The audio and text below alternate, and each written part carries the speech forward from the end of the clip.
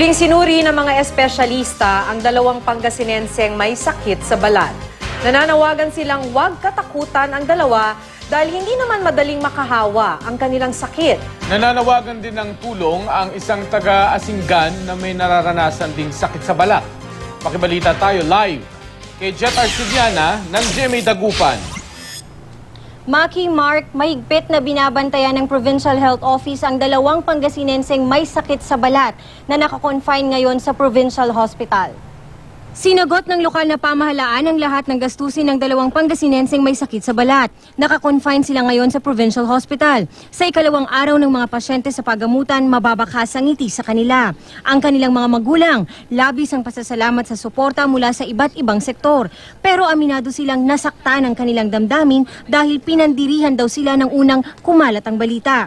Masaya po ako may tumutulong sa amin, nagmamalasakit. Sana gumaling na itong anak ko para sa ganun masaya din ako, masaya kami lahat.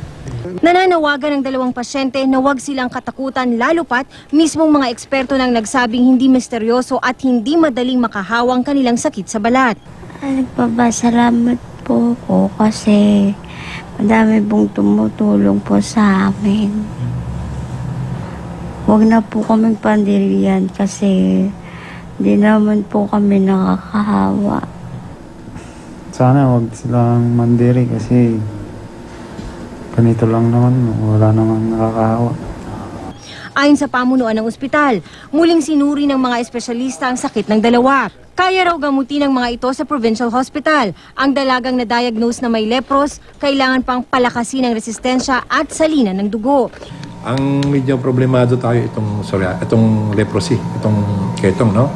Kasi talaga marami siyang skin eruptions, yung mga reactions na tinatawag, no? Kasi madami siyang ininom na gamot daw, no? Although siya rin nagsasabi na talaga siya ay may leprosy at gumaling na.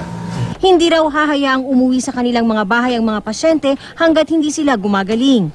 May direktiba kami, no? Na lahat ng gamot ay ibibigay namin. Kung wala sa ospital, kami ang bibili, kaya hindi namin palalabasin ito kung hindi talaga sila magaling na magaling. Isang 25 anyos na babae naman sa Asinggan, Pangasinan ang nananawagan din ng tulong dahil sa nararanasang sakit sa balat. Nagsimula raw ang kanyang sakit sa maliit na tigyawat hanggang sa tubuan siya ng butterfly rashes sa mukha. Ang nagatal? Ang pitada sugat-sugat na kasta na ini. Nagatal ba de? Nasakit, doktor. Nasakit lang. Namapitag sugat, no nasakit ikasli mo, sungag sugat. Dati nang ipinatingin sa doktor ang biktima. Kasi may mga criteria yan sa systemic lupus, rashes, may mga arthritis din, mga joint pains. Hindi ko lang kabisado na yung parang kwan niya. Pero maraming mga, kasi systemic, ang ibig sabihin ng systemic, halos lahat. Ang problema dyan kung natamaan na yung bato. Yun ang talagang problema sa systemic lupus. Gumaling ito pero kalaunay bumalik muli ang kanyang rashes sa mukha. Inabisuhan na siyang sumailalim sa anti-nuclear antibody para matukoy kung isa itong systemic lupus erythematosus. Ayon sa Municipal Health Unit, hindi rin nakakahawa ang kondisyon ni Joy. Patuloy ang programa ng Provincial Health Office na binansagan nilang Kilatis Kutis para bigyang tugon ng mga Pangasinenseng may sakit sa balat. Sa ngayon, nasa 114 na Pangasinense ang sumasailalim sa gamutan dahil sa sakit na ketong. Yan ang latest dito sa Pangasinan. Jet Arcediana, Nagbabalita, Pilipinas.